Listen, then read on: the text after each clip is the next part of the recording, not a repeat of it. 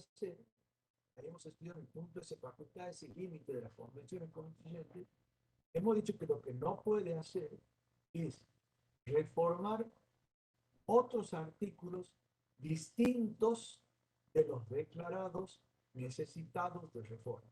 Bien, volviendo a lo nuestro, este artículo 31 no estuvo declarado necesitado de reforma, entonces no se lo podía reformar, pero sí se modificó en virtud de reformas efectuadas en otros artículos, particularmente 75, inciso 22 y 75, inciso 24, se reformó el orden jerárquico de las normas, quedando así, ¿no?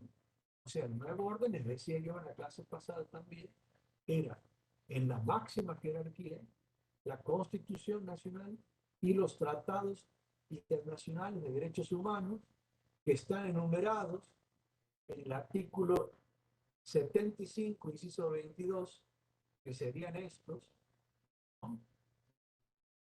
Esos, ¿ve? La Declaración Americana de los Derechos del Hombre, la Declaración Universal de los Derechos del Hombre, la Convención Americana de Derechos Humanos, que se llama, ustedes la conocen más por el apodo, pues,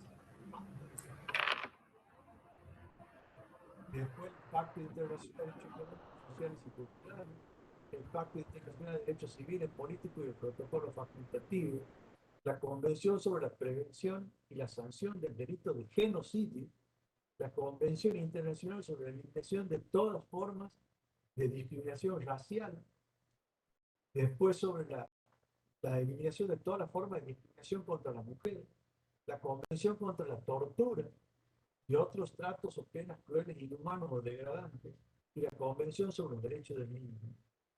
Y después, todos los tratados internacionales de derechos humanos que se incorporen bajo el que se incorporen por el procedimiento ahí establecido, que sería el procedimiento, no está puesto aquí, sí, aquí está el procedimiento, este es el procedimiento, ¿ve? Con el procedimiento del Congreso, que sería el voto de las 2/3 partes de la totalidad de los miembros de cada Cámara. Si los 2/3 de la totalidad de los miembros de cada Cámara aprueban el Tratado de Derechos Humanos, le dan jerarquía constitucional.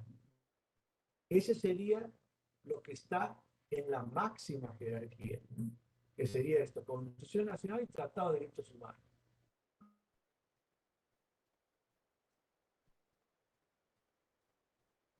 Hago una pequeña pausa para consultar. Leo que me dicen que se escucha en volumen bajo. Consulto, ¿es así? Sí, profe. Sí, profe, se lo escucha muy bajito. Se lo escucha como que muy alejado del micrófono. Del micrófono. A ver.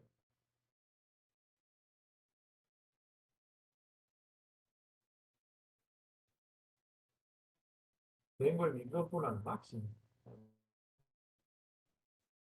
Que aquí. Espera un minutito, vamos a ver si podemos.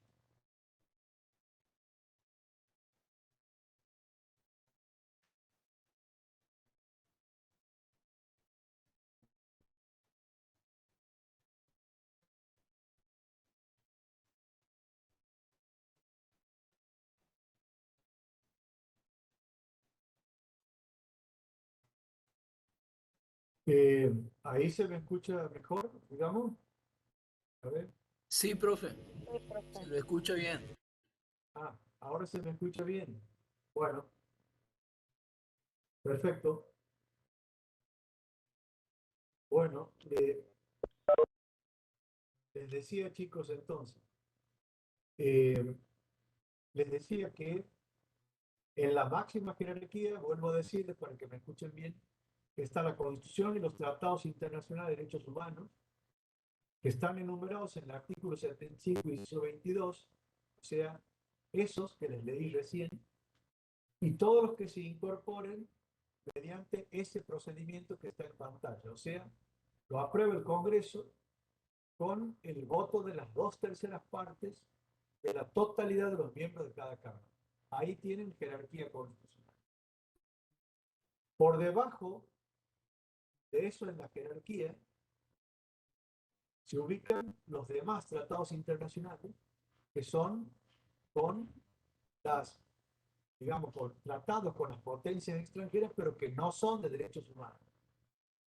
O sea, todos los demás tratados internacionales que ustedes conozcan, los tratados de extradición, ¿no es cierto? Que hay muchos, los tratados de, sobre todo los tratados, por ejemplo, de libre comercio, o los tratados de integración, por ejemplo, como el Mercosur, ¿no? Es uno de los tratados de integración más importantes que tal vez ustedes más conozcan, más escuchan.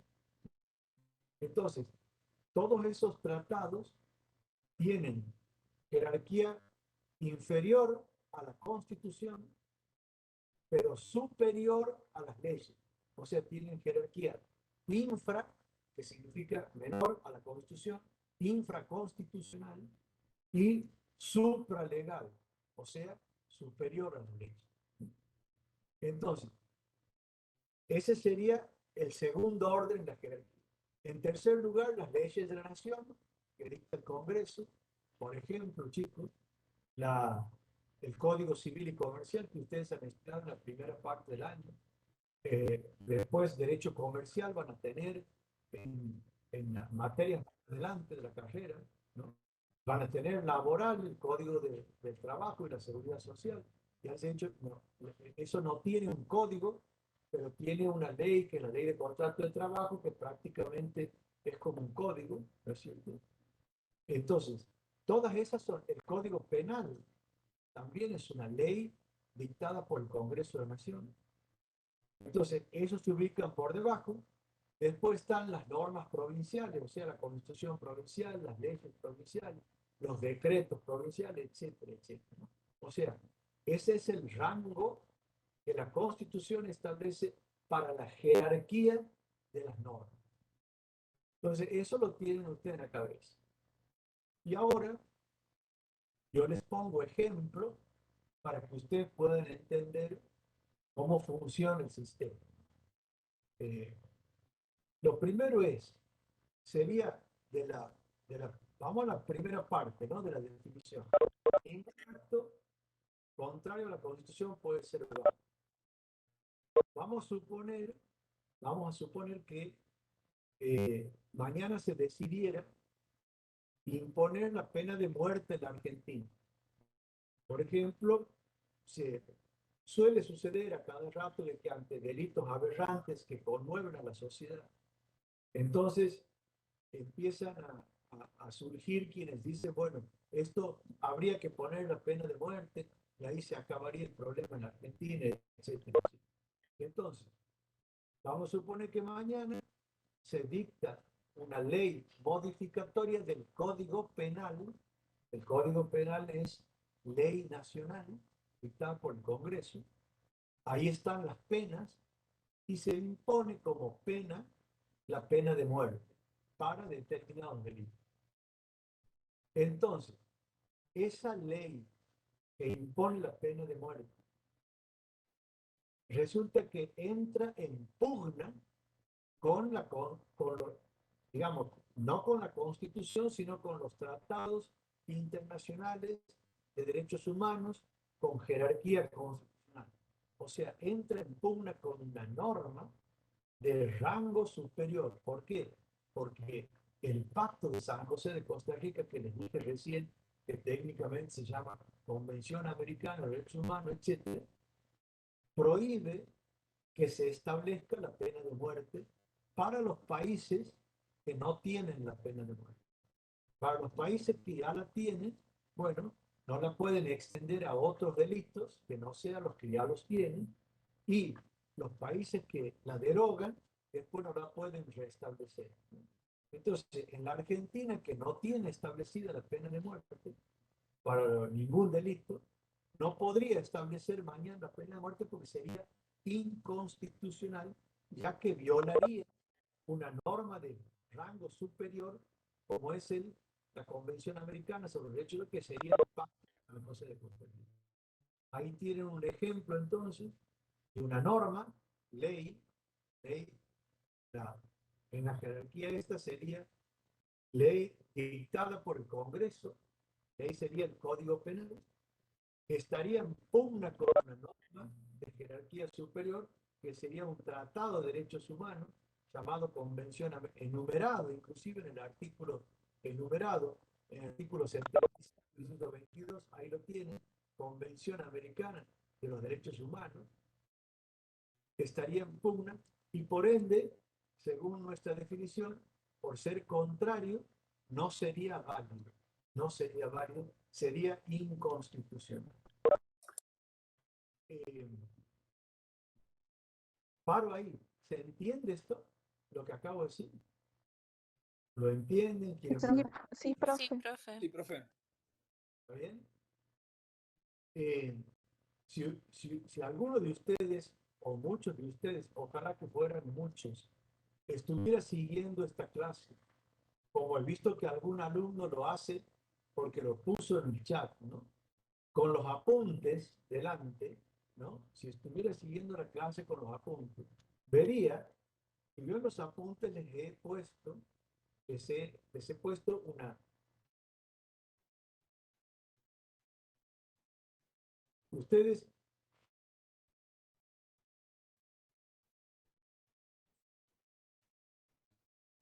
Profe. ustedes en los apuntes pueden ver, ¿no? Que yo les he puesto una pirámide, dibujo de como si fuera una pirámide, ¿no? En la cual en el vértice superior se ubica la Constitución y los tratados internacionales de derechos humanos, y de ahí van bajando hasta la base, ¿no? Entonces, eso pirámide, se usa esta figura de la pirámide, ¿no? Para explicar que si alguna norma no se adecua, en la pirámide tiene que estar todo adecuado para que pueda sustentarse la pirámide, y si una de las normas no se adecua, distorsiona el régimen, digamos, distorsiona el sistema, ¿no? Entonces, ahí ven ustedes la supremacía. Entonces, yo les he puesto un ejemplo de un acto inconstitucional, una norma de inferior jerarquía que distorsiona el sistema, ¿no? Eso así funciona la supremacía constitucional, puesto en la primera parte, ¿no? Profe, De la decisión. Sí, disculpe, se le escucha entrecortado más o menos y bajo. te escucho nuevamente mal. Sí, Chicos, profe. ¿escuchan mal todos? Yo Sí, no, profe. profe. Yo, Sí, yo profe. Sí, profe. Claro, yo saben por qué pregunto. Porque a veces un alumno me dice, lo escucho mal, y digamos, y todos los demás dicen, no, si se lo escucha bien. Si es uno el que escucha mal, es un problema del alumno. Ahora, si todos me escuchan mal, es un problema mío. Por eso pregunto si todos me escuchan mal, para que trate de ir haciendo modificaciones. Profe, Sí. profe, yo le Sí, escucho profe, sí claro, se corta mucho. yo lo escucho claro, pero bajito.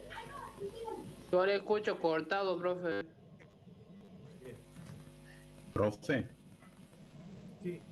nos ha sucedido algo parecido en otra clase con una profesora y ella lo ha solucionado utilizando los auriculares que vienen en el teléfono celular para que así el micrófono esté más cerca de ella y ha mejorado el sonido para nosotros. O sea, hemos podido percibir mejor la clase. Ella la estaba dando del celular, en ese caso. No, ella estaba No, la puede hablando conectar a la con computadora. el micrófono de la computadora.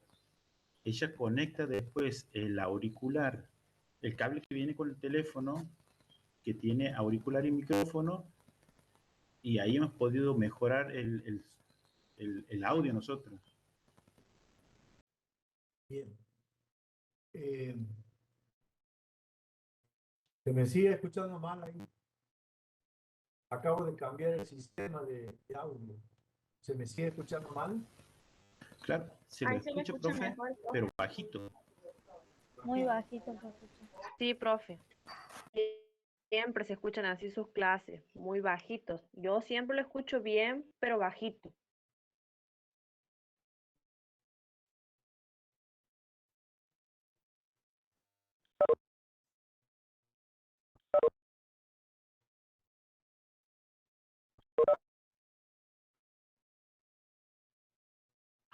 A ver, un minutito.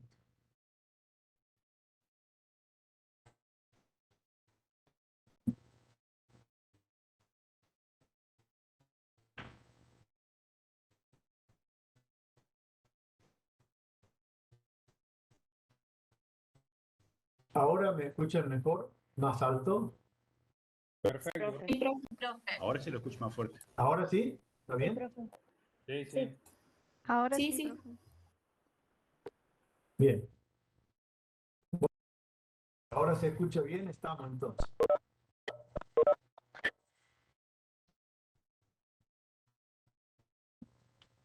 Bueno, si me escuchan bien entonces, perfecto, ahora continuamos. Eh, bueno, les decía entonces que ahí va sería la primera parte de la definición. Vamos ahora a la segunda parte de la definición. Ustedes con, trabajen con los apuntes, digamos, para que sigan viendo la pirámide que tienen dibujada en los apuntes, ¿no? La segunda sería discrepancia entre normas de distintos rangos, ¿no? Nosotros ya conocemos, chicos, ustedes ya conocen los rangos de las normas. Ya saben cuál es el rango. Ya saben que son, me refiero al rango por debajo de la Constitución y los tratados internacionales. Ya saben que después vienen los tratados internacionales que no son de derechos humanos, después vienen las leyes nacionales, después vienen las normas provinciales, etcétera, etcétera. Entonces, esto nos indicaría, por ejemplo, que una norma provincial no podría discrepar con una norma nacional. Por ejemplo, pongamos ejemplo para que nos entendamos mejor. Por ejemplo, el código civil de la nación, civil y comercial ahora, establece el divorcio, por ejemplo. O sea, las personas pueden, los matrimonios pueden divorciarse. Vamos a suponer que en Santiago del Estero se dicte una ley prohibitiva del divorcio. O sea, en Santiago del Estero el matrimonio pasa a ser indisoluble y aquí no existe el divorcio. ¿Podría dictarse una norma como la que acabo de decir? ¿Podría establecerse que en Santiago del Estero no existe el divorcio? Entonces, la respuesta correcta es no, no podría. ¿Por qué? Y bueno, porque el Código Civil y Comercial, donde está establecido el divorcio, es una norma de jerarquía superior a la ley provincial. Entonces, una ley provincial que discrepa con una norma de jerarquía superior es inconstitucional, o sea, no es válida. Y en el caso de conflicto, esto sería un conflicto normativo, porque una dice que sí hay divorcio y la otra dice que no hay divorcio. Vamos a la definición nuestra. En caso de discrepancia entre normas de distintos rangos, debe resolverse a favor de la jerárquicamente superior. O sea, se resuelve a favor de la ley nacional, que sería el Código Civil y Comercial. Entonces, ahí sería inconstitucional y no sería válido, ¿no? Pregunto, ¿se entiende la segunda parte de la definición? Sí, profe. Sí, profe. Perfecto. Sí, profe. No hay ninguna pregunta que me quieran hacer al respecto. Profe, ¿y la resolución? ¿Quién la dicta? Cuando usted me pregunta la resolución, claro, debe ser resuelta. ¿Quién resuelve? ¿Ah? ¿Eso me está preguntando? Sí, sí. Ah, bien. Bueno, eh, lo que la señorita me pregunta es quién dice, quién resuelve eso. O sea, quién efectúa.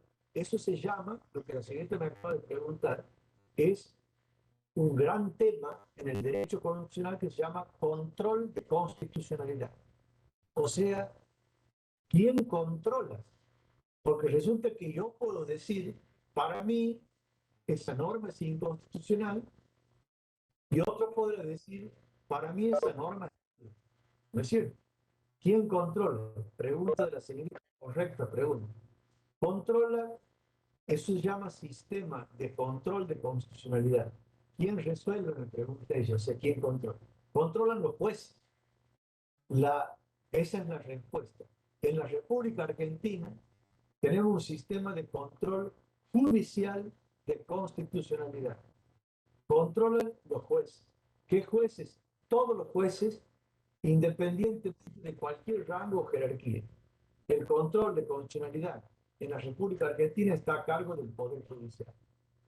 Como ustedes saben, el Poder Judicial está jerárquicamente establecido en instancias, hay juez de primera instancia, cámara, etcétera, y en definitiva uno puede llevar el pleito, el juicio donde se controla, hasta la Corte Suprema. Con lo cual diremos que el máximo órgano de control de constitucionalidad, o sea, el que determina finalmente si la norma es constitucional o inconstitucional, que es lo mismo que decir si la norma es válida o inválida, es la Corte Suprema de Justicia de la Nación. ¿Me han entendido, señorita, que me ha preguntado? ¿Me han entendido, chicos? Sí, profe, muchas gracias. Claro. Sí, profe, buena pregunta, compañero. ¿La tienen? ¿Me quieren preguntar algo ustedes? Porque ustedes piensen, chicos, que las normas que permanentemente ustedes ven que unos dicen que es constitucional. Piensen, por ejemplo, en semejante ley tan debatida como la ley del aborto, por ejemplo. ¿No es cierto? Profe, disculpe. Le quería avisar que se le ha pausado la grabación. No, yo le he pausado. Yo le he pausado. Yo le he pausado porque con las preguntas se las voy editando para que a ustedes les quede editada ya. Solamente en la parte saco las preguntas, saco el tema de que no se me escucha, todas esas cositas, para que no la tengan ya comprimida y editada. ¿Está bien? Ah, bien. Sí. Sí, profe, gracias. ¿Cómo? ¿Me ha preguntado alguien algo? Yo les decía, ¿no? Que decía, chico, ¿no? Supóngase semejante ley controvertida y debatida como la ley del aborto, ¿no es cierto? Ustedes piensen que hay mucha gente, muchos profesores, muchas personas incluso que dicen que es constitucional y muchos otros que dicen que es inconstitucional, ¿no? Inclusive ya han escuchado que hay acciones que se han planteado, acciones de inconstitucionalidad de la ley de la interrupción voluntaria del embarazo, conocida como ley del aborto. Entonces, algunos jueces van a declarar la inconstitucionalidad de la ley, otros no, y eso llegará un día a la Corte Suprema y la Corte dirá un día si esa ley es constitucional o inconstitucional. Entonces, ratificando lo que le contesté recién a la señorita y a todos ustedes, los jueces son los que resuelven, como dice ella, ¿quién resuelve? Son los que resuelven si la norma se adecua o no a la Constitución o a los tratados internacionales de derechos humanos. ¿Está bien? ¿Alguna pregunta? Bien. Yo siempre les digo, chicos, que yo en clase les hago las preguntas que después les hago en el examen para que ustedes, para eso viene la clase, para que tengan la respuesta. Yo le voy a preguntar en el examen si siempre una norma provincial debe adecuarse a una norma federal, a una norma nacional. Entonces, siempre una norma provincial debe adecuarse a una norma nacional. A ver, si de acuerdo, profesor, lo que usted nos va enseñando hasta ahora, sí, acabamos de estudiar que siempre la norma provincial es de mejor jerarquía que la norma nacional. Bien, respuesta correcta, no, no siempre. Entonces ahora les voy a enseñar cuándo sí y cuándo no, porque ahí viene una pequeña variante, que es lo que ustedes en los apuntes tienen, ¿no? En la última parte de los apuntes, cuando yo le hago referencia al sistema federal. ¿Cuándo sí y cuándo no? Yo les explico primero un poco, ya lo vamos a ver dentro de un rato, porque en la bolilla 2, digamos, que viene ahora, ¿no? Ustedes van a ver que yo le voy a enseñar ahí que nosotros somos un sistema federal, que en el federalismo argentino han existido, históricamente han existido primero las provincias y después las provincias se han reunido, ya vamos a estudiar dentro de un rato el preámbulo, y van a ver que las provincias se han reunido para dar una constitución nacional y crear un gobierno nacional. Entonces, en esa unión, cuando se han reunido en el Congreso de Santa Fe para hacer la primera constitución, aquella de 1953, las provincias delegaron ciertos poderes a la nación, ciertas facultades, otras facultades se reservaron, delegaron algunas y se reservaron otras. Bien, la Constitución entonces tiene así un reparto de competencias. Esto es competencia de la nación y esto es competencia de la provincia. Entonces, en materia que las provincias han delegado a la nación y que por ende es competencia de la nación, la norma federal prevalece sobre la norma local, sobre la norma provincial. Ahora bien, en las materias que las provincias se han reservado para sí mismas, entonces no. Ahí la norma local prevalece sobre la norma federal. Hasta ahí la enunciación que podríamos llamar teórica, ¿no es cierto? Ahora van los ejemplos que a ustedes le van a permitir entender bien lo que yo acabo de decir. He dicho recién, entonces, que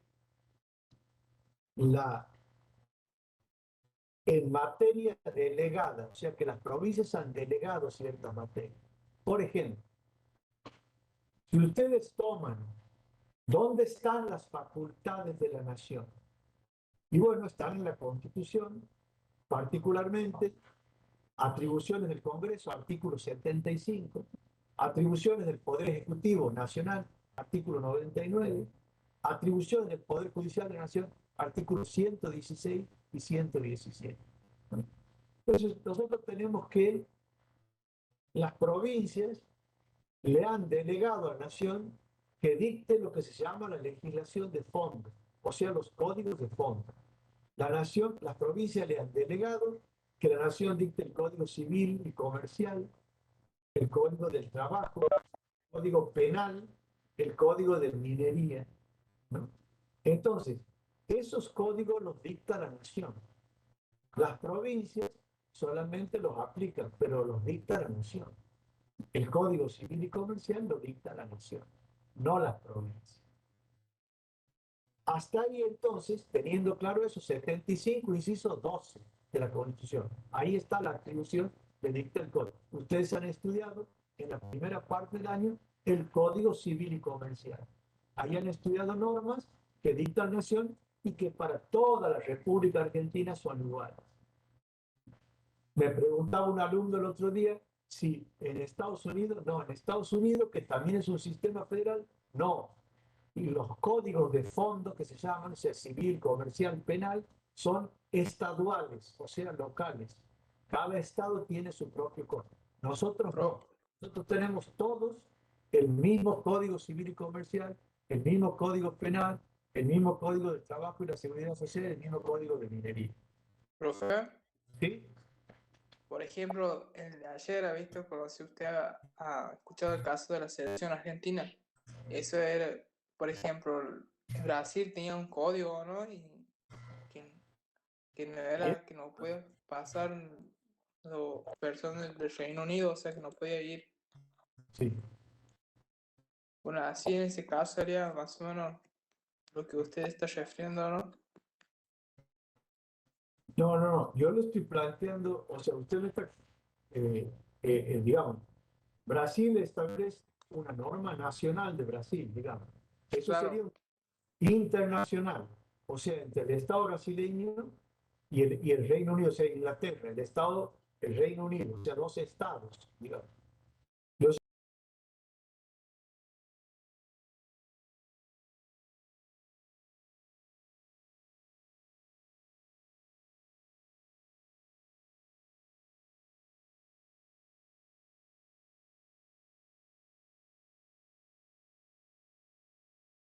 país, la República Argentina, los Estados miembros se llaman provincias, ¿no? O sea, en Estados Unidos, los Estados miembros se llaman estados. Por ejemplo, nosotros tenemos la provincia de Santiago, la provincia de Tucumán, la provincia de Córdoba, la provincia de Catamarca, son provincias. Allá tienen estados, ¿no es cierto? Estados, Maryland, Massachusetts, Texas, ¿no es cierto? Arizona, etcétera, son estados. Provincias, allá les llaman estado, aquí provincia. La diferencia que yo les marcaba es que en nuestro sistema, Brasil, que nos puso ejemplo, también es un estado federal y ellos también tienen, igual que nosotros, un sistema de la legislación de fondo, o sea, el Código Civil y Comercial, el Código Penal, es para todos los estados miembros, no estados internacionales, estados miembros. O sea, en el caso de la Argentina, para todas las provincias. ¿No? En el caso de Estados Unidos, no. Cada estado miembro, o sea, cada provincia sería, allá no se llaman así, pero yo se lo digo para que sea gráfico, cada provincia tiene su propia legislación de fondo, o sea, su propio código civil, comercial, penal, en minería, de trabajo, etcétera, cada provincia. No nosotros, que tenemos el mismo código para todos. O sea, esa es legislación delegada que allá no han delegado. Lo que usted me plantea del problema de Argentina de ayer del fútbol es el problema entre un Estado y un Estado nacional, Brasil, versus otro Estado nacional que es el Reino Unido. No es lo mismo que esto. No sé si me entienden. ¿Profe? ¿Sí? No, lo que pasó ayer, por lo que entendí de los comentarios que hacen los periodistas deportivos, es que en realidad Brasil tenía una norma que a los ciudadanos que provenían del Reino Unido debían realizar una cuarentena de X días. Por lo tanto, estos jugadores que sí hacía 10 días estaban en el Reino Unido y desde el jueves ellos ingresan a través de Caracas, algo pasó en migraciones que no se dieron cuenta o no sé cómo era, pero era una norma nacional.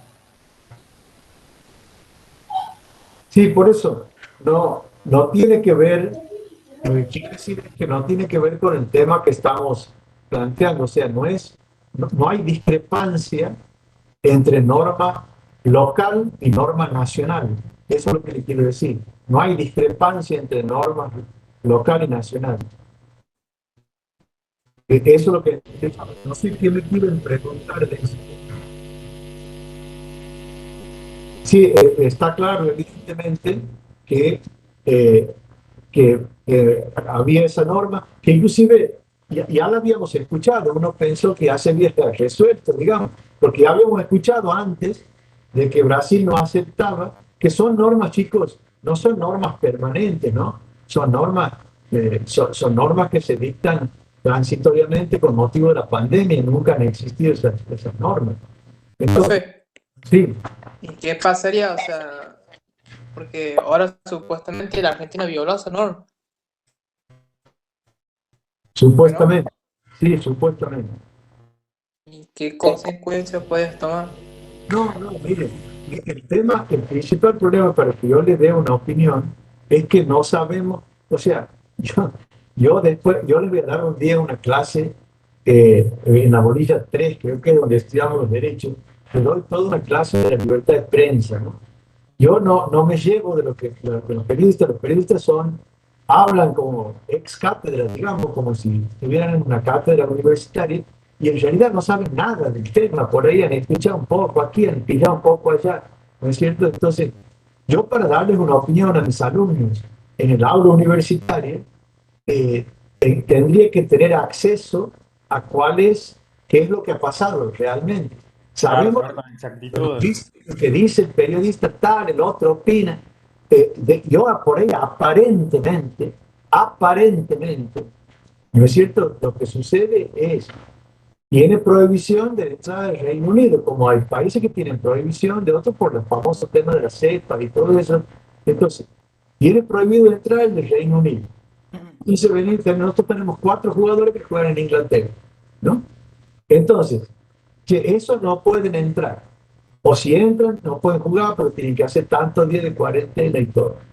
Entonces después, en la declaración jurada que hace al entrar aparentemente la Argentina, pone que no vienen del Reino Unido, sino vienen de Caracas, porque efectivamente venimos de jugar de Venezuela. Es decir, pero bueno, como abarca 10 días, tenía que decir, che, antes venimos del Reino Unido, ¿no?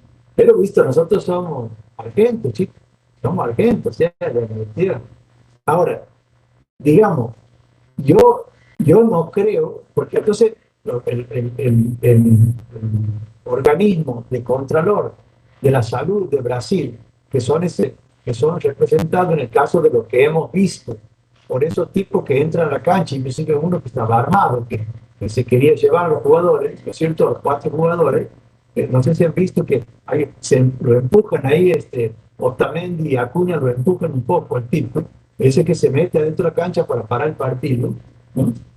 Ese organismo dice, señor, usted ha falsificado la declaración jurada. Han puesto que venían, ¿no?, y vienen de Inglaterra y no pueden jugar, ya le hemos dicho. Esto, digamos, yo creo que Brasil tiene todo el derecho de no dejar entrar.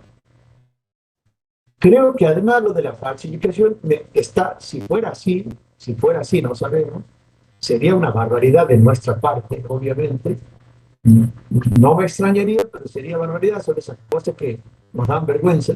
Pero ¿saben qué? Es de público conocimiento que dónde juegan los jugadores, todos lo sabemos dónde juegan.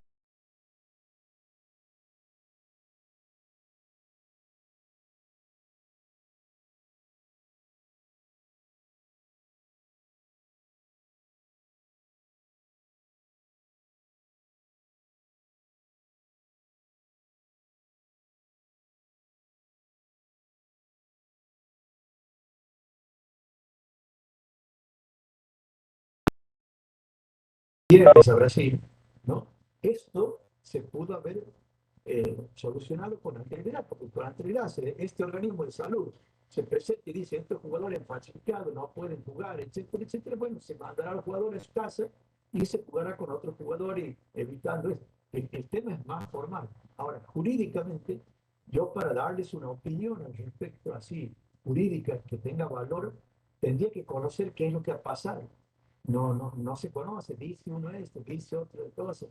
Este, eh, digamos, un poco lo que decía Messi es lo que es la realidad, no jurídica. No hubieran avisado antes, ¿no? ¿Viste? No hubieran avisado antes, ¿no? Y Messi digo, vestido de fotógrafo, ¿viste? Que estaba con la camiseta de fotógrafo.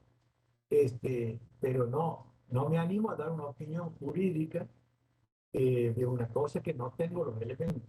Y no le confío lo que dice el periodismo, porque si ustedes ven que uno dice una cosa y otro dice otra, vais a saber cuál es la verdad. Ya vamos a ver, yo tal vez para la próxima clase, ya cuando haya leído bien qué dice la norma, qué decía la declaración jurada y todo, vamos a ver. Ahora, ¿cómo se resuelve? Que sea la pregunta. Mi opinión vale lo mismo que la de ustedes, chicos. O sea, como no tengo elementos, puede ser de esta manera, puede ser de esta otra. Yo calculo que si la Argentina ha falsificado algo, se determina que las falsificaciones fuera de conocimiento de la Conmebol, etcétera, etcétera, bueno, será contra nosotros. Si no hemos falsificado nada, o si era un tema conocido por la Conmebol, tolerado, costumbre, lo que fuera, bueno, puede ser que se juegue el partido en otro lugar, ¿no es cierto? Que se juegue nomás, pero fuera de Brasil. Y también podrá ser que se vuelva a jugar en Brasil. O sea, no me animo a conjeturar, estoy igual que ustedes con un conocimiento meramente periodístico del tema que tiene poco valor. Así que les debo las respuestas para cuando conozcan de qué se trata. ¿Está bien? Sí, profe. Sí, profe, gracias. Profe, Sí. Sí, escucho si me quieren preguntar algo. ¿No? Pensé que me querían preguntar algo. Bien. Volviendo a lo nuestro, les decía, ¿no?, que la norma federal y la norma local. Yo les he puesto un ejemplo recién, les he puesto como ejemplo recién el divorcio, ¿no?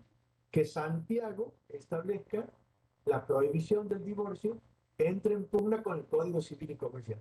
Ahí hay norma local y norma federal en pugna sobre una materia, ahí viene lo que les agrego, para que lo metan en la cabeza, sobre una materia que es delegada. O sea, el Código Civil y Comercial es atribución de la nación, competencia de la nación, no de la provincia, según la Constitución, artículo 75, inciso 12. Entonces, sobre esa materia es válida que la norma federal prevalece sobre la norma local. Vayamos a un ejemplo que fuera de materia no delegada, o sea, de atribución provincial. Por ejemplo, chicos, ¿no? Dice, podemos decir que los códigos de procedimiento, por ejemplo, el Código de Procedimiento Civil y Comercial o el Código de Procedimiento Penal, ¿no es cierto?, son materia provincial, materia local, ¿no es cierto?, son materia local. ¿Por qué? Y porque eso no se ha delegado, no está en la Constitución Nacional. La Constitución Nacional solo está que dictan los códigos de fondo, civil, comercial. Entonces, si en Santiago del Estero el procedimiento penal prevé la prisión preventiva dictada para determinados delitos, por ejemplo, y el Código de Procedimiento Penal la prohíbe, no hay ningún problema que haya pugna. ¿Por qué? Y bueno, porque en eso prevalece la norma local. Otro ejemplo, si Santiago establece que en la ciudad de Santiago se puede circular a 40 kilómetros por hora y la ley nacional de tránsito establece que en las ciudades nacionales se puede circular a 50, prevalece la norma local. O sea, en todas las materias que no están delegadas, prevalece la norma local sobre la norma federal. Profe, Entonces, ¿sí? ¿podría dar un ejemplo así actualizado, o sea, de la norma de Santiago del Estero? La norma.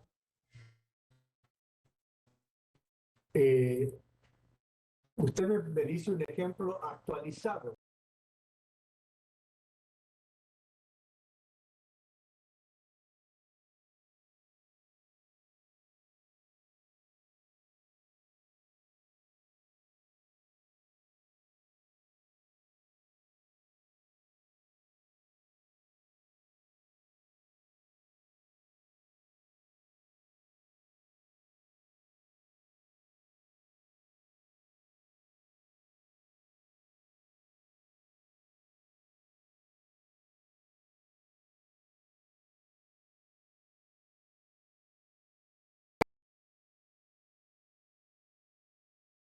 De la norma nacional y la norma local, y se nota la pelea, ¿no? Ustedes, digamos, hemos comentado, la han visto porque ha sido estrepitosa, el debate entre la nación y la ciudad de Buenos Aires por el tema de la vuelta a clase. Ahora, eso es un tema constitucional. Yo les he puesto el ejemplo de normas en materias determinadas. Yo le he puesto un ejemplo del Código de Procedimiento y eso es un ejemplo actualizado, o sea, no es un ejemplo antiguo. Nosotros en Santiago, por ejemplo, en Santiago del Estero, tenemos un sistema procesal penal que es distinto al de la nación argentina. Entonces, en ese caso hay discrepancia, es distinto. Entonces la pregunta es, ¿la discrepancia significa que el Código de Procedimiento Penal de Santiago es inconstitucional? No, no es inconstitucional. Es distinto y vale que sea distinto porque en esa materia prevalece la legislación local porque de acuerdo a la Constitución los códigos de procedimiento son facultad o atribución de las provincias. Ahí le he puesto un ejemplo. Les pongo otro ejemplo si quieren, a ver, más vinculado al andar. Me preguntaba justamente el otro día una alumna en otra clase. El tema de la indumentaria, por ejemplo, ¿no? Yo les ponía como ejemplo, ya les voy a poner allá cuando estudiamos el poder de policía, que es el límite a los derechos, ¿no? Les ponía otro ejemplo, ¿no? Que es, me decían el tema de la indumentaria. Yo les pongo un ejemplo para explicar el principio de razonabilidad, ¿no? O sea, lo que está bien o lo que está mal, según las circunstancias de cada caso. Les explicaba que, por ejemplo, ¿no?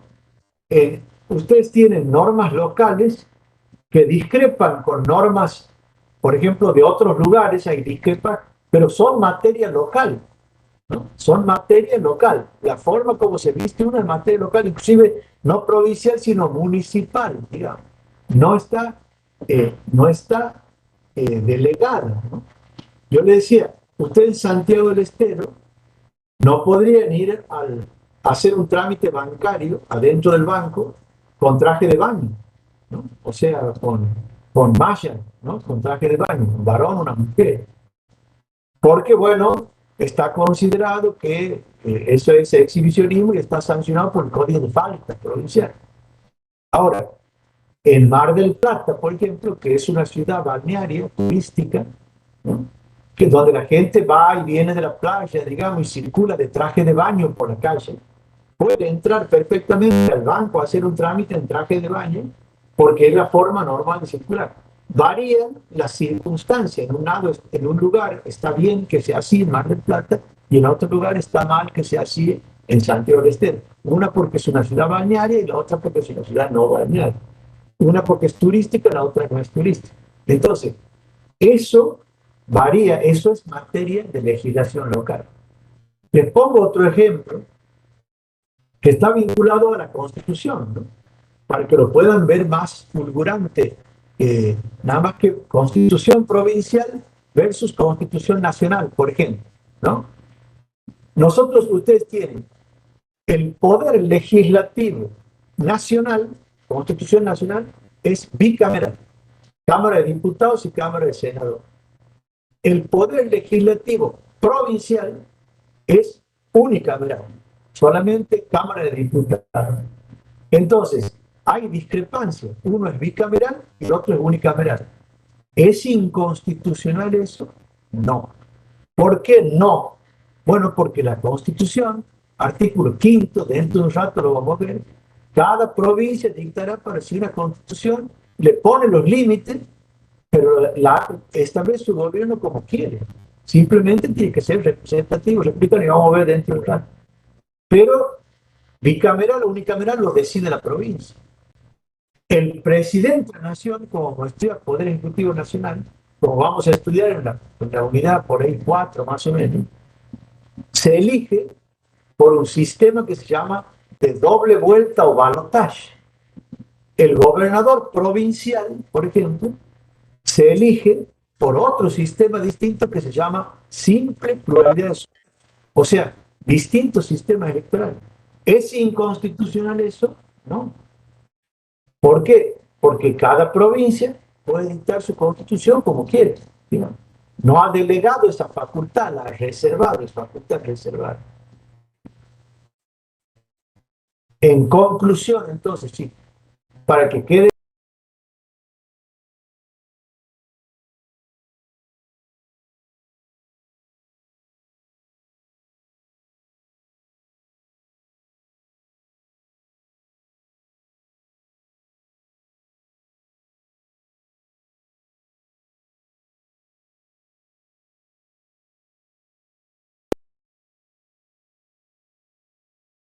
no siempre, cuando sí, cuando no. Sí prevalece cuando es materia delegada, atribución de la nación, y no prevalece cuando es materia reservada, atribución de la provincia. Esa es la respuesta del examen a la pregunta del examen que yo les voy a hacer. Ahora sí, escucho lo que me quieran preguntar. ¿Les quedó claro con los ejemplos que les he puesto? Les he puesto ejemplos actualizados para utilizar la frase del alumno. Les he puesto ejemplos fáciles, evidentes. ¿Quieren que les siga poniendo ejemplo o está bien? No, quedó bien claro, profe. Ah, está bien, bueno. ¿Está bien? Bueno, con eso hemos terminado la unidad 1. ¿Me quieren preguntar algo de toda la unidad 1 entera o de algo que les haya quedado en el tintero? Tienen los apuntes, chicos, capaz que han seguido la clase por el apunte, ¿no? No sé si está bien, alguien quiere decir algo. ¿Está bien todo? Sí, profe. ¿Ninguna pregunta? ¿Está bien todo? Bueno. Está bien todo, profe. Bueno, entonces, ahora chicos, vamos a ir a la unidad número 2. Pasamos a la unidad número 2.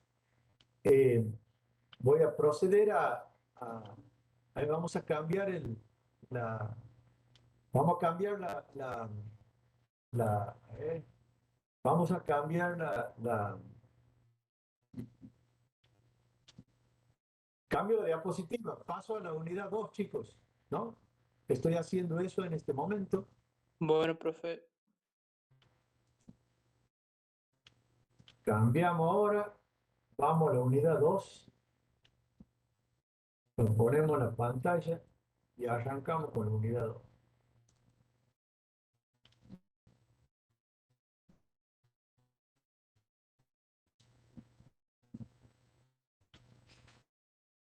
Arrancamos la unidad 2, ahí está descargándose.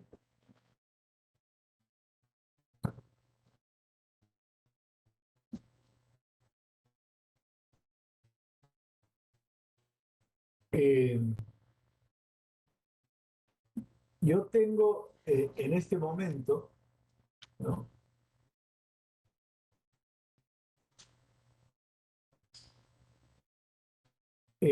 Tenemos en el aula en este momento 89 alumnos, ¿no? Porque hay 90 y el número 90 soy yo, ¿no?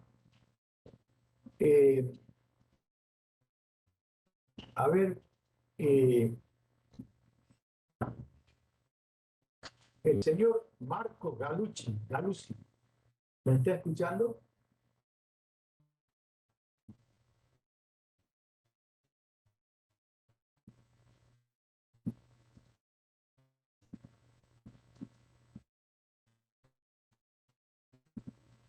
No me está escuchando porque está presente, debe ser que nos está acompañando espiritualmente. A ver, mm, a ver, a ver.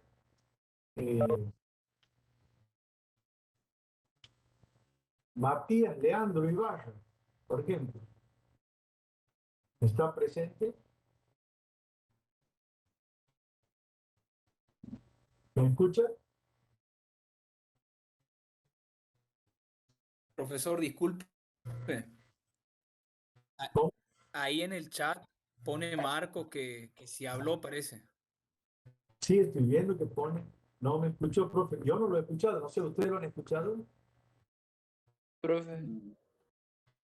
Bueno, entonces, no, él dice que estuve presente durante la clase, está bien, tranquilo. ¿No?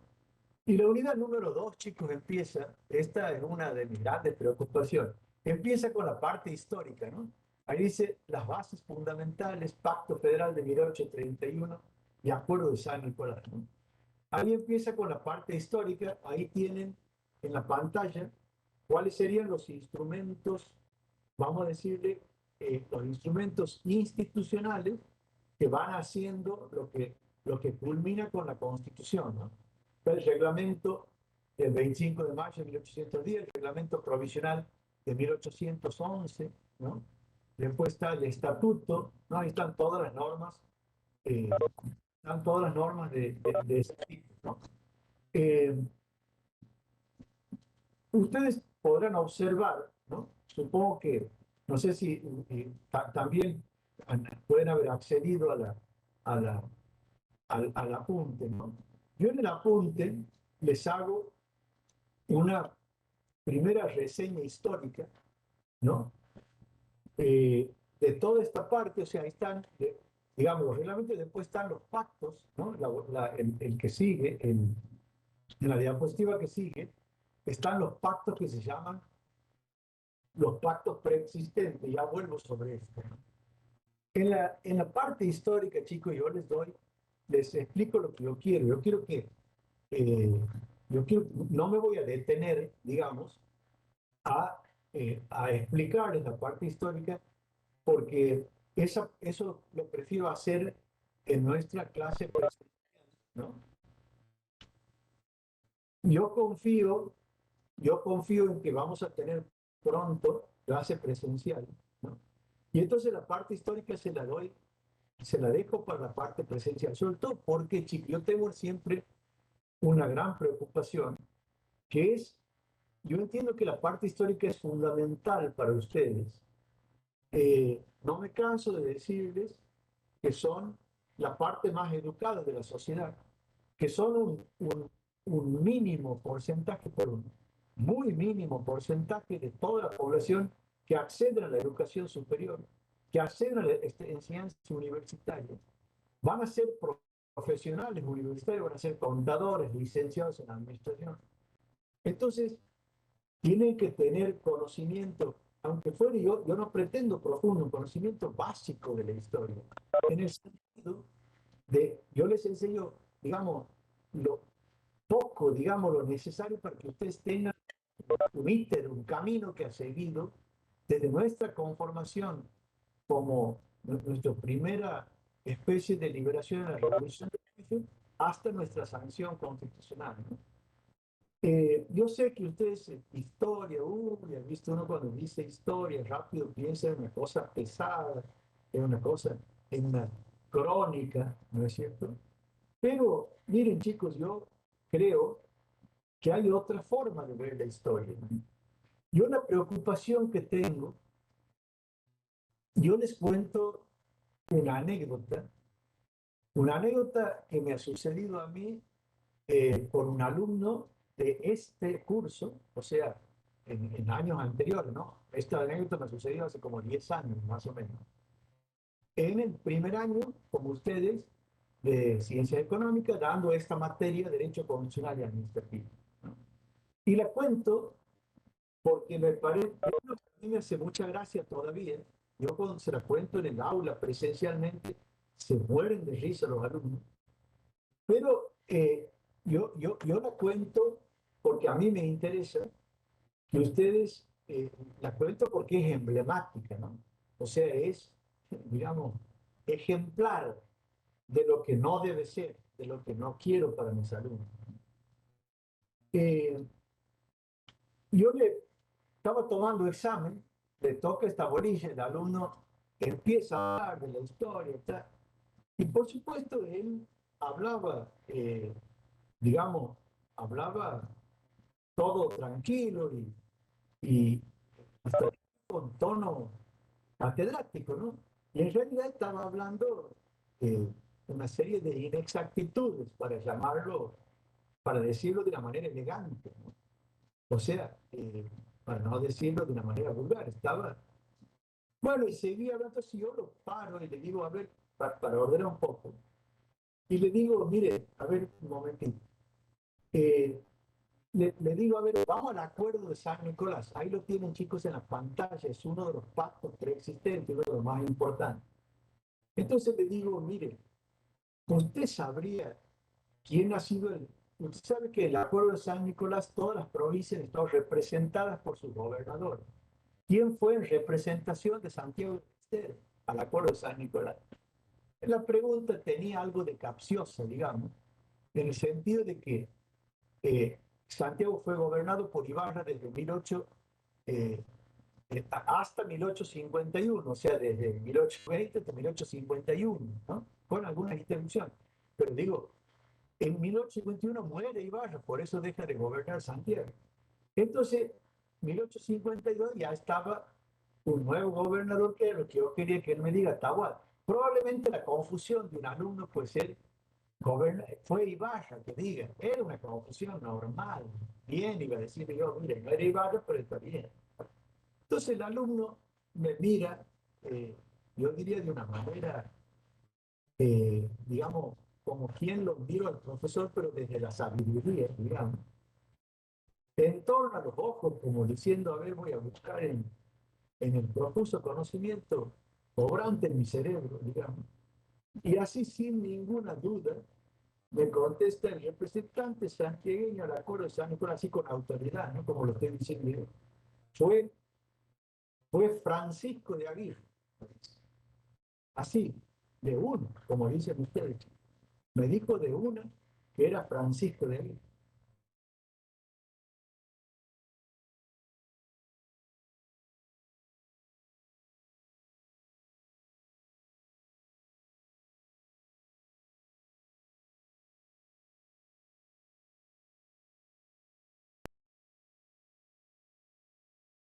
La imagen de Aguirre en el parque, ¿no es cierto?, de la costanera, estuve hasta arriba, ahí está la imagen de Aguirre.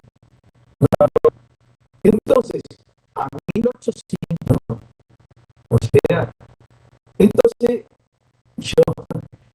yo serio, totalmente como él me lo había dicho, con autoridad y todo, le pregunté si, ¿y qué edad habrá tenido Aguirre? ¿Qué piensa usted? ¿Qué edad habrá tenido Aguirre? Y entonces él me dice, mire doctor, hombre grande ya, era hombre grande. ¿Grande cómo? Le digo yo, ¿qué? Más o menos. Y entonces me dice, mire, 60 largos, me dice, 60 largos. Imagínese, chico, él seguía con 60 largos. Y le digo, ¿y no habrá sido más grande? Y me dice, y sí, capaz que tenía 70 también. Entonces yo cuando digo eso, ustedes se matan, me dice, porque imagínense que el tipo, imagínense la desubicación temporoespacial de la Luna. O sea, él lo ponía a Francisco de Aguirre 300 y pico de años después y me decía que tenía 60 largos. Entonces, por supuesto, cuando le hice notar el pequeño detalle, ¿no es cierto?, de 300 años de diferencia, entonces, bueno, se termina el examen, porque obviamente la persona no tiene la mínima, ¿no es cierto?, o sea, está desubicado temporoespacialmente. Entonces, yo eso, que me parece emblemático, es lo que no quiero de mis alumnos. Tampoco quiero que tengan la precisión, como les digo, de saber que no es, pero que uno tenga una noción, ¿no? Y eso es lo que pretendo. Yo en el apunte les hago una pequeña reseña, digamos, no muy extensa, básica, le diría básica, ¿no? Y después sí les digo, en este punto, les digo, bueno, pueden consultar también, si les resulta más, libros de historia, ¿no es cierto? Yo creo ahí que en este punto, creo que, o sea, ahí sí les tengo los tratados, ¿no es cierto? Les tengo hecha la reseña, ¿no?, histórica, y yo me conformo con eso, con que ustedes me la digan así, ¿no? Inclusive, repito, si ustedes quieren consultar cualquier libro de historia, de secundario que han tenido, es perfectamente válido. Pero quiero que tengan esa ubicación.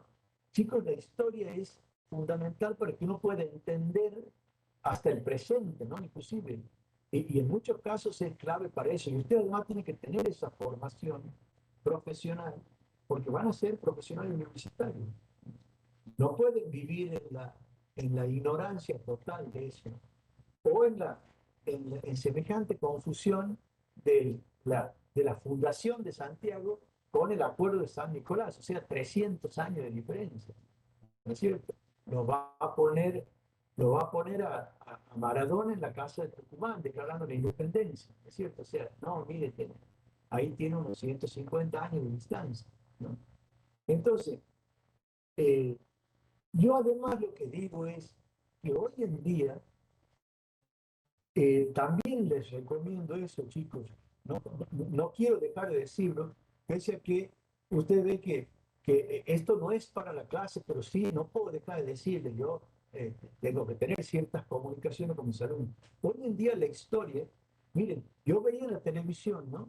El otro día una cosa, hay un programa de un Balmaceda, ¿no?, que es este que tiene la parte de la historia que se vea como entretenida. Él tiene un programa que habla de las comidas de la historia, o sea, qué comió Sarmiento, tal cosa, qué comieron los congresales de Tucumán, ¿no es cierto? Él tiene, o de episodios así, después en las librerías se encuentran Felipe Piña, por ejemplo, no comparto muchas cosas ideológicas con Felipe Piña, pero admito que él, los mitos de la historia argentina, o sea, formas de escribir, y al lado de eso también, o sea, hay formas atractivas de la historia. Había un programa que no lo veo más ya, que decía, uno que se llamaba Algo habrán hecho, algo así era el nombre, ¿no? Que estaba Pergolini con este Felipe Piña, ¿no? Y comentaban en el episodio, o sea, hoy hay muchas maneras de acceder a la historia que son mucho más entretenidas que el mero libro. Entonces háganlo. Yo también siempre pongo otro ejemplo, ¿no? Siempre les pongo un ejemplo así, chicos. Si los tuviera delante, lo suelo hacer cuando los tengo delante y les veo las caras. Les cuento las caras, cómo sucede. Yo los tengo delante y les digo, a ver, chicos, ¿saben ustedes quién es Agustina Palacio de Libarona? Así le pregunto. Y por supuesto, no lo estoy preguntando aquí porque ustedes rápido pueden googlear y todas esas cosas, pero cuando los tengo delante, que me miren la cara, ninguno sabe, ¿no? Me miren como diciendo, no sé, quedan todos así mirando sin saber. Y al mismo tiempo les pregunto si saben quién es Jorge Vélez. Y cuando digo quién es Jorge Vélez, todos se ríen, porque todos saben quién es Jorge Vélez. Es decir, empiezan a reírse porque no quieren decir para no aparecer Jorge Vélez. Es decir, si yo les pregunto a ustedes ya al toque me contestan quién es Jorge Vélez, me van a contestar, Jorge Vélez, profesor, es el rey de la guaracha, porque así lo dice el santiagueño. No dice que es un cantante, es el rey de la guaracha. Ya murió Jorge Vélez. El rey.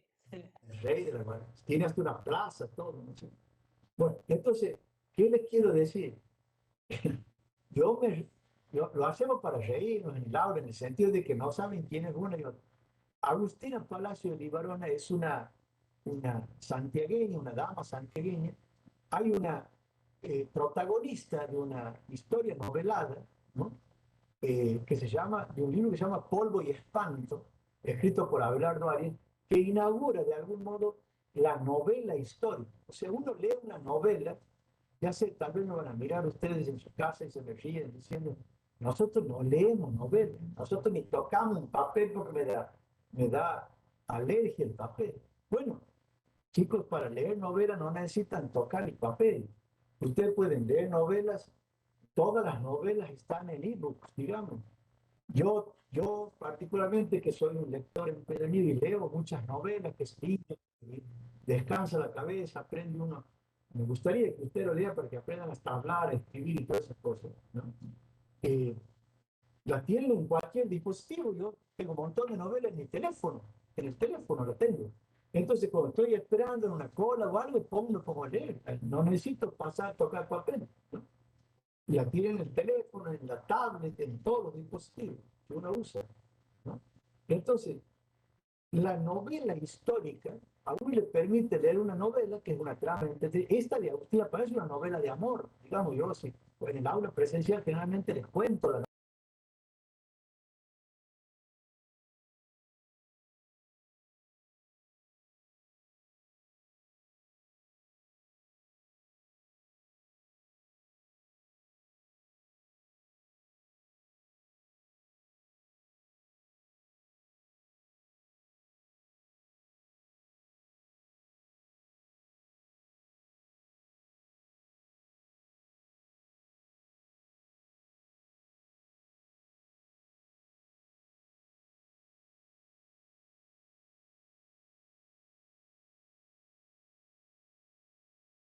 No me detengo en eso. Cuando tengamos una clase presencial, que yo tengo fe que la vamos a tener, estoy seguro que la vamos a tener, no así nos podemos ver la cara y después les voy a hablar más de este tema.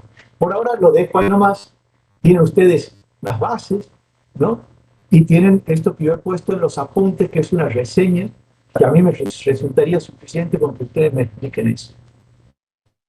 Bueno, ¿me quieren preguntar algo? ¿Quieren comentar algo? Chicos, están entonces, digan lo que ustedes quieren o pregúntenme lo que ustedes quieren y escuchen. Profe, yo quiero aprovechar, antes de que siga, yo en realidad soy de otra comisión, pero este horario es el único que puedo porque trabajo después. No hay problema si entro siempre en esta comisión. No, no hay problema. Yo ya les he aclarado a todos los que me han preguntado eso, que han sido varios. No hay ningún problema. Yo lo que sí puede haber un inconveniente es que no hay inconveniente. Al final, cuando uno hace las planillas de regularidad, a lo mejor usted en su comisión figura ausente, pero va a figurar presente aquí. Entonces, si por ahí usted le pusiera que no está regular, me avisa porque seguro que se han confundido, o me avisa, doctor, les recuerdo que yo estaba en aquella comisión y venía esta para que le consultemos la asistencia como la comisión a la otra. No hay ningún problema. Claro, por eso mismo le preguntaba, profe. Gracias. Bien. ¿Alguna otra pregunta, chicos? Todavía no De la ha parte subido histórica, Andrea al aula, he ¿no? dicho, quieren decir algo de la historia, quieren decir algo de Francisco de Aguirre, Juan Felipe Ibarra. Profe, ¿Quieren preguntarme algo? Lo escucho. yo quería saber si todavía, o si subió alguna actividad al SIU, digamos, al CIET, porque no me han dado el alta todavía y bueno, estoy teniendo ese problema. No, actividad no, pero sí tiene los apuntes y las diapositivas, los PowerPoint. Ah, claro. Sí, Bueno, está eso. O sea, sí sería conveniente. En todo caso, si todavía no le han dado, pídale a algún compañero que se los pase. Ha visto que si lo baja y si lo descarga, que se lo pase para que usted lo pueda tener, porque me parece importante que a lo mejor ustedes mientras están en clase sigan o sea, la Power la tienen en la pantalla, pero a lo mejor, pero el apunte, a lo mejor lo quieran tener, no sé si usted lo imprimirá, no sé, o tenerlo en otro dispositivo. Pero la actividad no, todavía no. ah, bien, bien, gracias, profe. Bien, ¿alguna otra pregunta? Bueno, el programa pide preámbulo, el preámbulo. Ahí lo tiene el preámbulo. Bueno, ¿es necesario que lo aprendan de memoria el preámbulo? Bueno, no es necesario que lo aprendan de memoria, pero si lo aprenden de memoria mejor. ¿Cómo no vamos a ver los argentinos nuestro preámbulo, además tan lindo que es, ¿no? Yo se lo sé, el preámbulo, yo les digo primero dos cosas, ¿no? El preámbulo tiene dos finalidades, ¿no? En primer lugar, es una declaración previa a las normas constitucionales que exponen qué representación ejercen los que están por hacer la Constitución y después declaran cuáles son sus creencias. O sea, sirve para conocer lo preliminar antes de entrar a la parte normativa de la Constitución, ¿no? Y en segundo lugar, sirve para interpretar el texto constitucional. Cuando el juez o simplemente cualquier persona lee la norma constitucional, si tiene alguna duda respecto de la norma constitucional sobre cómo debe interpretarse la norma, puede recurrir al preámbulo porque ahí hay pautas que le dan a uno, elementos para poder interpretar. Por ejemplo, chicos, en el preámbulo se pone de manifiesto, por ejemplo, que la idea del federalismo como básico de nuestro sistema, en cumplimiento del pacto preexistente, el principal pacto preexistente del pacto federal, ¿no? Entonces, el federalismo es una pauta de interpretación. Toda la interpretación de la Constitución se debe hacer siempre en caso de duda a favor de que la norma es provincial y no nacional. ¿Por qué? Y bueno, porque las provincias las que han venido a delegar atribuciones para la nación, que no han delegado expresamente, se lo han reservado, ¿no? Entonces, ahí hay una fuente de interpretación. Entonces, primero estas dos cosas. Es una declaración previa, expone la representación y las creencias que se invocan, y en segundo lugar, es una pauta de interpretación. Y después se los desgrano.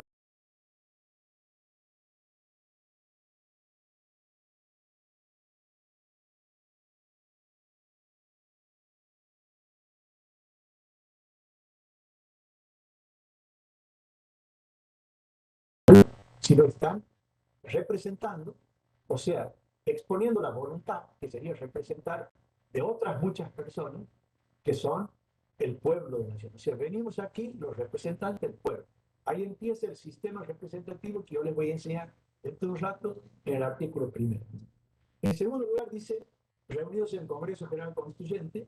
Ese Congreso General Constituyente es un congreso, es un órgano que va a dictar normas constitucionales.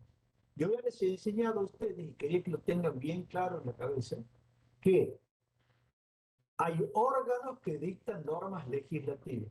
Por ejemplo, el Poder Legislativo, en el caso de la Nación, el Congreso, en el caso de la provincia, la Cámara de Diputados, en el caso del municipio, el Consejo Deliberante. Pero hay otros órganos que dictan las normas constitucionales, que son, hemos visto, la Convención Constituyente, ¿no? Bueno, esa convención, este es el Congreso General Constituyente, es la Convención Constituyente que se dispone a dictar normas constitucionales. O sea, están por ejercer poder como dice el texto. En tercer lugar, tenemos por voluntad de las provincias que la componen. Este punto, esto de por voluntad y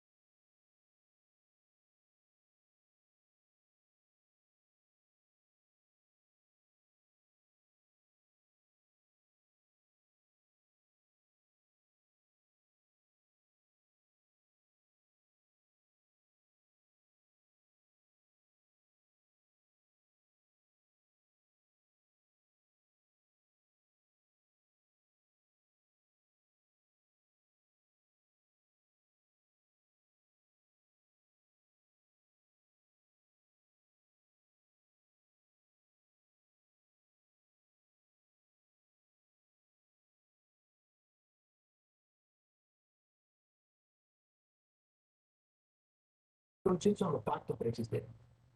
Bien, y después vienen los fines del plan. Ahí están los fines. ¿Cuál es la finalidad? ¿Para qué estamos reunidos aquí? Y bueno, venimos a constituir la unión nacional, afianzar la justicia, consolidar la paz interior, proveer a la defensa común, promover el bienestar general. Y ahí dice asegurar el beneficio de la libertad, que ahí la agrega, ¿no? Para nosotros, para nuestra posteridad, para todos los habitantes del mundo y quien habita el destino, ¿no? Para todas las personas del mundo. Entonces, en una visión amplia, ¿no? que hace la Argentina, o sea, que hacen los constituyentes hacia el futuro, ¿no? Para todos los hombres del mundo que quieren habitar en suelo argentino, sea un llamado amplio, ¿no? Entonces, esa finalidad, ¿no? Sirve también, te decía yo, para la interpretación. No se olviden que hay que interpretar que se quería la unidad nacional, entonces siempre hay que interpretar a favor de la unión. La paz interior, siempre hay que interpretar a favor de la paz interior, ¿no? Bueno, esos serían los fines del premio. Y después viene la invocación de Dios, ¿no? O sea, invocando la protección de Dios, fuente de toda razón y justicia. O sea, esa invocación implica que nuestros constituyentes de 1853 eran personas de fe en Dios, personas con creencias religiosas determinadas y que consideran que Dios es fuente de razón y de justicia. O sea, los invocamos para que nos inspiren a hacer la mejor constitución, o sea, normas justas, ¿no es cierto?, y razonables. Razón y justicia. Bueno, y después, bueno, ordenamos, decretamos y establecemos esta constitución para la nación argentina. Bien, eso sería el preámbulo, chicos. ¿Me quieren preguntar algo de todo el preámbulo? ¿Una pregunta? ¿Está todo bien? ¿Todo en orden? Bien. Sí, profe. Bueno, ya termino. Me quedan 2 minutos, digamos, porque considero que tengo que terminar un poco antes porque yo les robo como yo les robo el impasse en medio, les devuelvo al final, así puedan seguir concurriendo con entusiasmo. Si no, van a decir, no voy más, pesada la clase, etcétera, etcétera. Bueno, lo que sigue es, chicos, se los digo medio pensando en la próxima clase, el artículo primero, la forma de gobierno. Este es el artículo primero que dice: la Nación Argentina adopta para su gobierno la forma representativa, republicana y federal. Entonces, nosotros vamos a estudiar por separado qué significa representativa, qué significa republicana y qué significa federal, que es la forma de gobierno establecida por nuestra Constitución. Empezando por representativa, a mí me interesa, yo les he dicho el primer día, chicos, me gusta la definición. Entonces, la definición de representativa que me gusta que manejan es esta que está en la diapositiva. Para explicar, para que entendamos qué es la representación. Después la vamos a poner esta es la representación en general. ¿Qué significa? Después la vamos a poner en la representación política del artículo primero. ¿Qué significa el sistema representativo? ¿Cómo ha sido establecido en nuestra Constitución y cómo ha sido morigerado o atenuado con motivo de la reforma de 1994? Bien,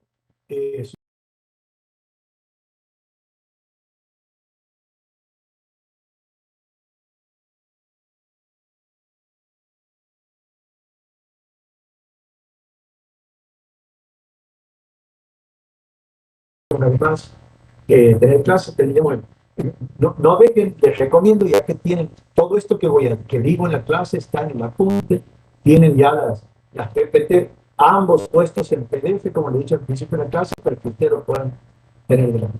Pregúntenme lo que quieran, escucho, les devuelvo los 10 minutos que les he robado, les estoy devolviendo al final lo que les he robado. Si no hay preguntas,